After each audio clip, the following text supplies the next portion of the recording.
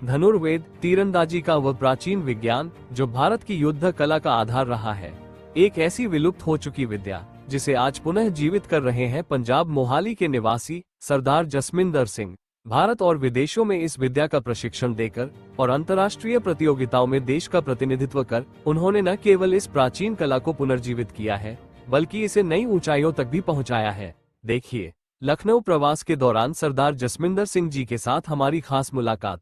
प्रस्तुत है हमारी एक्सक्लूसिव रिपोर्ट।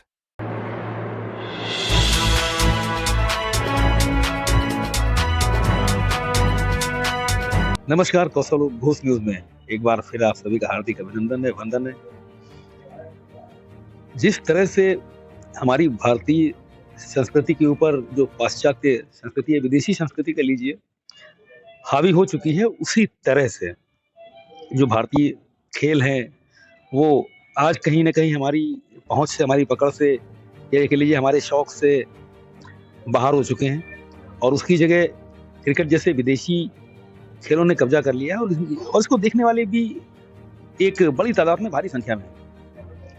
हमारे अपने भारतीय खेल थे, हॉकी हुआ, कबड्डी या जो भी और भी कई खेल हैं, उन्हीं में एक विद्या ऐसी भी जिसको जो खेलों के रूप में कई देशों में आज शामिल हो चुकी है, धनुर्विद्या, जो कि आपने त्रेता काल हो चाहे द्वापर काल हो चाहे या अभी तक भी एक धनुर्विद्या जो आदिकाल से चली आ रही है, वो कहीं ना कहीं हमारी संस्कृति से अब विलुप्त सी होती जा रही है और इसके देखने वाले भी हमारे बीच नहीं है। ना बहुत ज्यादा देखने वाले हैं और ना ही इस विद्या को आगे ले जाने वाले लोग हैं, और ना ही, जहां तक मेरी अपनी राय है, कि ना ही सरकार से या किसी और सोच से इनको कोई प्रोत्साहन भी मिलता हुआ मुझे तो नहीं दिखाई पड़ता। आज हमारे साथ मौजूद हैं पंजाब में मोहाली से जसविंदर सिंह जी, जो कि इस धनुर्विद्या के अच्छे योद्धा है, अच्छे जानकार हैं, बहुत अच्छे जानकार हैं। ये इनसे बात करते हैं और जानते हैं कि धनुर्विद्या आखिर विद्या के रूप में किस तरह से उसको देखते हैं। सर नमस्कार। नमस्कार। जसविंदर जी, ये बताइए कि जैसे आपका ये एक अच्छा नाम है, एक बड़ा नाम है धनुर्विद्या का, एक आप योद्धा के रूप में जाने जाते हैं, अच्छी जानकारी है आपको इसमें। ये जहाँ के आप युवा हैं और इस समय के युवा जो, जहाँ तक मैं देखता हूँ समाज में, क्रिकेट की ओर ज्यादा आकर्षित रहते हैं और भी कुछ गेम्स हैं इन पे, या मोबाइल में बहुत ज्यादा इन्वॉल्व है। आपको धनुर्विद्या का शौक कहाँ से लगा या कैसे ये बात आखिर मन में आई है?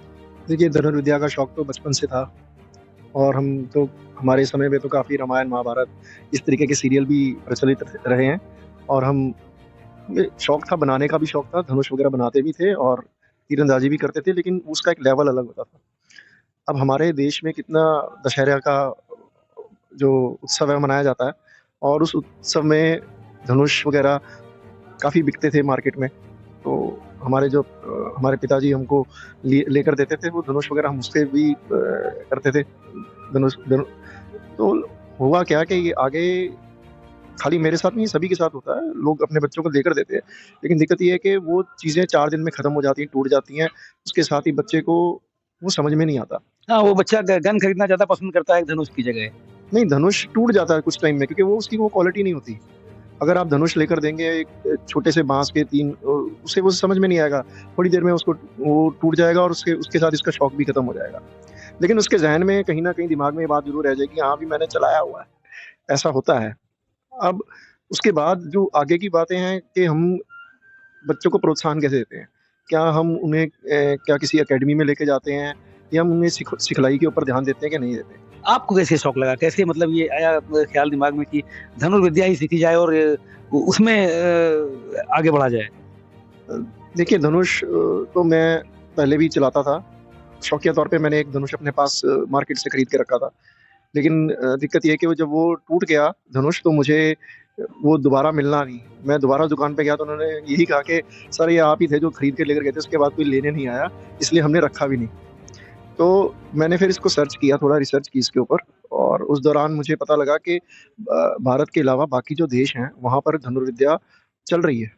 वहाँ पर काफ़ी लोग जो है उस लेवल पर काम कर रहे हैं और कई कंट्रीज़ हैं, कई देश हैं जिन्होंने उसको रिवाइव किया। वापस पैदा किया है। अपने देश की जो धनुर्विद्या है, हर जगह पे अलग-अलग तरीके से के कमान जो हैं वो देखने को मिले मुझे।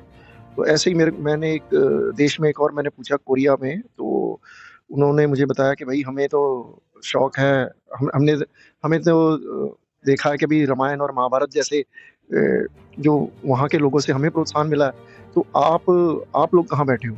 तो कहीं न कहीं मुझे ये बात मेरे को ज़रा हर्ट हुई। चुभ गई मुझे कि क्यों ना मैं अपने देश में अपने लोगों में ये वापस लेकर आऊँ इस विद्या को, इसका प्रचार-प्रसार करूँ और इसको वापस जीवित करूँ।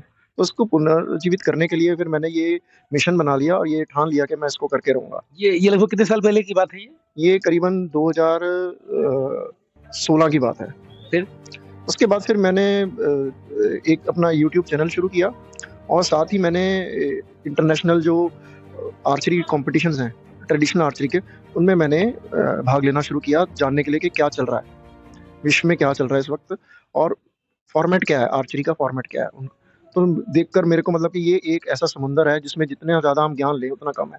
फिर मैंने इसमें धनुर्वेद का अध्ययन किया। अपने देश की जो हमारे यहाँ से जो निकली है धनुर्विद्या, उसके बारे में अध्ययन किया और कुछ ऐसे लोगों से मिला, संस्कृत के ज्ञाता जो हैं, उन्हें मैंने अपने साथ जोड़ा ताकि उसका सही मेरे को जो कहना चाहता है धनुर्वेद वो मुझे पता लगे। क्योंकि मैंने जो किताबें पढ़ी उसमें वो ज़्यादातर वो ट्रांसलेटर्स द्वारा बनाई गई थी और उनको भी शायद कई चीज़ें नहीं पता थी, जो क्योंकि जब तक आप प्रैक्टिकली किसी चीज़ को नहीं करते हो, तो आप उसको सही तरीके से उसको ट्रांसलेट भी नहीं कर पाते हो। हाँ जी, हाँ जी। इसलिए फिर मैंने पहले उसका अध्ययन किया, फिर वो ट्रांसलेशन में मैंने कुछ कमियाँ भी पाई लोगों की, फिर मैंने उसको सही तरीके से अपने यूट्यूब चैनल के ज़रिए मैंने फिर से प्रस्तुत करने की का काम शुरू कर दिया। जैसा कि अन्य खेल हैं, क्रिकेट है, हॉकी है या जो भी इस तरह के फुटबॉल वगैरह है, इन सब गेम्स में स्पोर्ट्स कोटे में जो नौकरी मिलती है, क्या धनुर्विद्या के लिए ऐसा कोई सुविधा है इस तरह की या कोई सरकार की ऐसी स्कीम की धनुर्विद्या जो हमारे जो ये इसके जो खेल होते हैं, इसमें अगर पारंगत हैं या इंटरनेशनल खेलते हैं, नेशनल खेलते हैं, तो इनको नौकरी कोई प्रावधान है क्या कोई? नहीं, ऐसा ट्रेडिशनल आर्चरी को लेकर नहीं है अभी तक, जो कि होना चाहिए क्योंकि हमारे देश की इंडिजिनियस है, गेम्स में इसको शुमार करना चाहिए। दूसरी बात ये है कि जो मॉडर्न आर्चरी है, जो ओलंपिक आर्चरी है, उसके लिए प्रोविज़न है। भारत सरकार, sports authority of India, archery association of India ऐसी संस्थाएँ बनी हुई हैं, जो उनको प्रमोट करती हैं। लेकिन ट्रेडिशनल आर्चरी को प्रमोट कोई नहीं करता है। इसके लिए अभी मैंने एक आर्चरी एसोसिएशन का गठन किया है, जिसका नाम है इंडो-वैदिक ट्रेडिशनल आर्चरी एसोसिएशन। ये हमने इसको रजिस्टर किया हुआ है और इसके तहत अभी हम एक छोटा-मोटा हम कोर्स, सिलेबस टाइप ऐसा हम करवा रहे हैं, सर्टिफाइड कोर्स। तो उस ताकि उससे प्रोत्साहन मिले, लेकिन गवर्नमेंट ने कोई ऐसा कुछ रिकॉग्नाइज़ नहीं किया है। अभी तक गवर्नमेंट की साइड से कोई ऐसा रिकग्निशन नहीं है। नहीं, अभी तक नहीं है। धनुर्वेद और धनुर्विद्या, जो भारतीय धनुर्विद्या है, क्लासिकल इंडियन आर्चरी को लेकर नहीं है। इसमें कोई सरकार से कोई मदद मिलती है या कोई संस्था वगैरह इसके लिए मदद करती है? कैसे मतलब ये इसका पूरा क्या प्रोसीजर है? मतलब क्योंकि जैसे अब इंटरनेशनल खेलने जाते हैं तो बहुत खर्चा भी होता है, तो क्या और बाकी इसमें एकेडमी वगैरह खोलने के लिए या और ये विद्या आगे बढ़े, इसके लिए कोई प्रयास जो सरकार की तरफ से किसी संस्था की तरफ से अगर किए जा रहे हैं? अभी तक तो नहीं किया है किसी संस्था ने, ना ही भारत सरकार ने कोई इसमें या किसी स्टेट गवर्नमेंट ने कोई हेल्प की है, क्योंकि अब मुझे ये भी नहीं पता कि उन्हें इसके बारे में जानकारी भी है कि नहीं है। हालाँकि हम हाँ, वो मुझे भी थोड़ा मुश्किल लग रहा है, शायद ही किसी को इसमें रुचि होगी। क्योंकि नहीं, जो लोग आर्चरी में हैं, आर्चरी की जो फ्रेटर्निटी है वो मुझे जानती है कि ये एक व्यक्ति है जो कि धनुर्विद्या में काम कर रहा है। लेकिन उसका फ़ायदा क्या है, ये इसके बारे में वो नहीं उसके ऊपर वो वो कंसंट्रेट ही नहीं करना चाहता कोई। और हमारे देश में जो हमारी अपनी जो इंडिजिनियस जो हमारी विद्या है, उस पर किसी ने आज तक काम ही नहीं किया। ऐसा सुनने में आया है कि जो धनुष होता है जिसको हम कमान बोलते हैं, तीर के साथ कमान बोलते हैं, जो कमान है उसका एक बहुत अच्छा कलेक्शन है आपके पास में।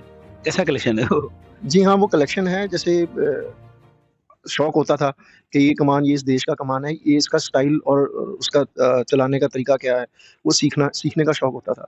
तो इसके चलते फिर मैं बाहर से कमान वगैरह मँगवा लेता था, खरीद लेता था। तो वो इस तरीके से धीरे-धीरे करके मेरे पास कलेक्शन हो गई, क्योंकि ये एक ऐसा समुंदर है जिसमें जितना गोता लगाओ उतना कम है और अलग-अलग तरीके की इसमें डिफरेंट, मतलब कि आप इसको कंपेयर नहीं कर सकते हो मॉडर्न आर्चरी के साथ। इसमें सीखने को बहुत कुछ है। अच्छा जी। तो हमारे टीवी चैनल के माध्यम से जो आपके फैन्स हैं, जो आपको देखते हैं और जो आपके कोलीग्स हैं, जो आपके साथ के लोग हैं, समाज है, देश है, इसको चूँकि आपका उद्देश्य इस तरह का कि आपने ये भारत देश में संस्कृति को फिर से लाया जाए, फिर से इसको एक बृहद रूप दिया जाए, तो इसके लिए कोई संदेश देना चाहेंगे हमारे चैनल के थ्रू?